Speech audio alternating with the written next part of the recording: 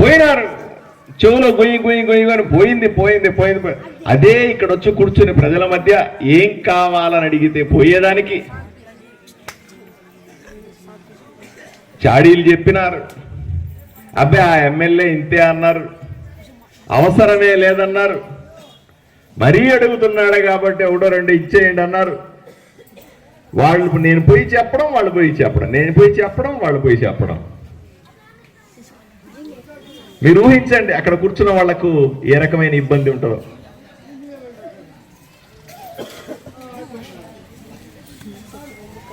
ఇవన్నీ కూడా భరించి కూడా నేను ఒకే మాట మీద నోటిఫికేషన్ ఇచ్చినారు. నోటిఫికేషన్ ఒకే మండలానికి ఇచ్చి 1 నెల రోజుల సమయం ఇచ్చి ప్రజాభిప్రాయ సేకరణ చేయమని చెప్పినారు. మీరు అనుకుంటున్నారేమో మండలం ఒకటే అయిపోలేదు, నెల రోజుల సమయం ఉంది, పూర్తి కాల. మరుసటి రోజే నేను మళ్ళీ మంత్రులకందరికీ మాట్లాడుతా ఉన్నా. మరుసటి రోజే మళ్ళీ ముఖ్యమంత్రి గారికి ఉత్తరం రాశాను. అయ్యా నేను అడిగింది 4 మండలాలు, పెద్ద హరివాణం, పెద్ద తుమ్మలంతో పాటుగా ఇంకొక 2 మండలాలు తప్పనిసరిగా ఉండాల అని స్పష్టంగా చెప్పినాను. ఆదోనిని జిల్లా కావాలని చెప్పినాను. కానీ నోటిఫికేషన్లో ఇలా వచ్చింది, దీన్ని సరిచేయండి అని మళ్ళీ ముఖ్యమంత్రి గారికి మళ్ళీ మంత్రి గారికి ఉత్తరం రాశాను. ఫోన్లో మాట్లాడుతూ ఉన్నాను రోజు, దయచేసి మీరు దీన్ని మళ్ళీ ప్రజాభిప్రాయ సేకరణ చేయండి. అయ్యా మీ అందరికీ ఒకటే చెప్తా ఉన్నాను. ఈరోజు నేను ఇంటి దగ్గర ఉంటే సాయంకాలం 16 గ్రామాల ప్రజల వైపు నుంచి వచ్చామని చెప్పి కొంతమంది వచ్చి నన్ను కలిసినారు. ఏమంటే మాకు ఎక్కడో ఉన్నదాన్ని ఎక్కడో కలిపేశారు, మేము దీన్ని వ్యతిరేకిస్తా ఉన్నాం. వాళ్ళు చెప్పింది కరెక్టే. ఒక మండలాన్ని కూడా చక్కగా చుట్టుపక్కల ఏ గ్రామాలు ఉన్నాయని తెలియని వాడు గ్రామాల గురించి రాసి పంపిస్తే ఇలాగే ఉంటది. ఎవరో అధికారి, నేను చెప్తానే ఉన్నా, అయ్యా గ్రామాలకు పోవాలా, విభజన చేసేటప్పుడు తప్పనిసరిగా గ్రామ పెద్దల్ని కలవాలా, అన్ని పార్టీ వాళ్ళని కలుపుకొని పోవాలా. ఇది మా ఇంట్లో పెళ్లి కాదు, వాళ్ళ ఇంట్లో పెళ్లి కాదు, ప్రజలకు సంబంధించిన అంశం. ప్రజల ముందు పెట్టాలా, ప్రజల ఆమోదం తీసుకోవాలి. ఎక్కడెక్కడన్నా చిన్న చిన్న ఇబ్బందులు ఉంటే వాళ్ళకి సర్ది చెప్పాలా. ఇవన్నీ చేసిన తర్వాత విభజన నోటిఫికేషన్ ఇస్తే ఇబ్బందులు లేకుండా ఉంటాయి. ఈరోజు ఏమైంది, మండలంలో నోటిఫికేషన్ వచ్చిందని పెదహరివాణం ప్రజలు, మా గ్రామాలని దాంట్లో కలపద్దని ఇంకొక 16 గ్రామాల ప్రజలు, అయ్యా మా పేరే లేదని పెదతుమ్మలం ప్రజలు, ఎక్కడ పోతామో ఏం తెలియక మాకు ఏమీ వద్దు మొర్రో అని ఇంకో కొంతమంది. ఇలా మనమ్మ మధ్య నేను అడిగి 4 మండలాలు అడిగితే వీళ్ళు చేసింది రాజకీయ నాయకులంతా కలిసి వాణ్ణి రెచ్చగొట్టి వీడిని రెచ్చగొట్టి వాణ్ణి గిల్లి వీడిని గిల్లి, నువ్వు ఆ ప్రెస్ మీట్ పెట్టు, నువ్వు ఈ ప్రెస్ మీట్ పెట్టు, నువ్వు అట్లా చెయ్యి, నువ్వు ఇట్లా చెయ్యి, నువ్వు విజయవాడకు పో, నువ్వు హైదరాబాద్కు పో, నువ్వు ఉత్తరం రాయి, నువ్వు ఆ పార్టీ ఈ పార్టీ. ఓరే పిచ్చోళ్ళారా, ఆ పనేదో 4 మండలాలు తేవడానికి అంత శ్రమ పడితే సరిపోతుంది కదా. ప్రజల మీద మీకేమైనా కక్ష? ఇదే కష్టం, ఈ రాజకీయాలు చేసే కష్టం, కుట్రలు చేసే కష్టం, గ్రూపులు చేసే కష్టం, జనాల్ని ఏదో రకంగా రెచ్చగొట్టే కష్టం. ఈ కష్టం ఏదో మండలాల కోసం పడితే అందరూ ఒక్క మాట మీదకి వస్తే 4 మండలాల పరిగెట్టుకొని రావా?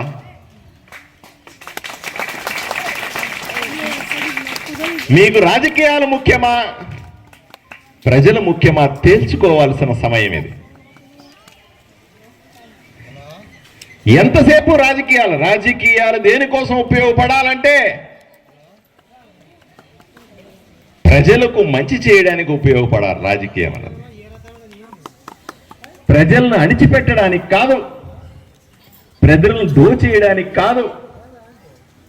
అమాయకమైన ప్రజలు భయపడుతూ ఉంటారు, ఆశగా ఉంటారు, ఏదో చేస్తాడనే గుప్పెడు మంచి ఆలోచనతో ఉంటారు, ఎదురు చూస్తూ ఉంటారు.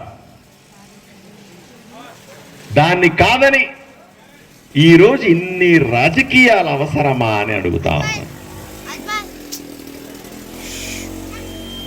ఆదోని ప్రజలందరినీ ఒకే రిక్వెస్ట్ చేస్తాను, ఒకటే అభ్యర్థిస్తా ఉన్నా, చేతులెత్తి మొక్కి అభ్యర్థిస్తా ఉన్నా, అందరూ ఒకే మాట మీదకి రండి, ఒకే మాట మాట్లాడండి.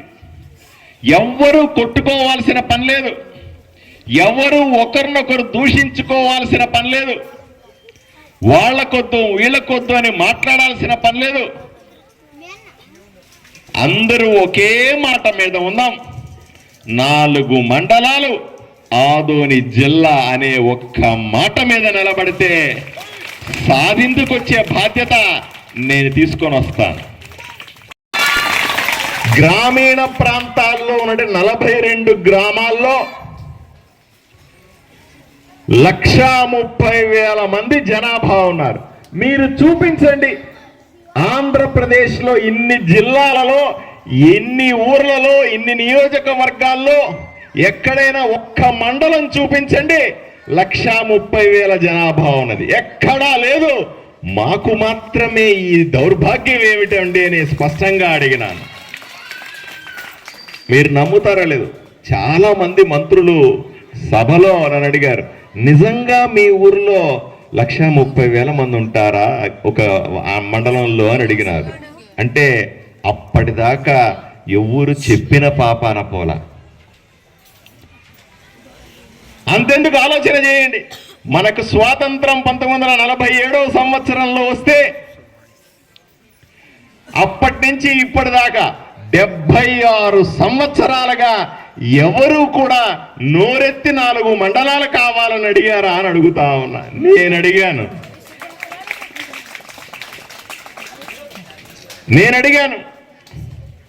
76 సంవత్సరాల్లో మీరు ఎంతమందికి ఓట్లేసి ఉంటారు? 76 సంవత్సరాల స్వాతంత్రం వచ్చిన తర్వాత ఎంతమందిని మీరు ఎమ్మెల్యేలు చేసి ఉంటారు?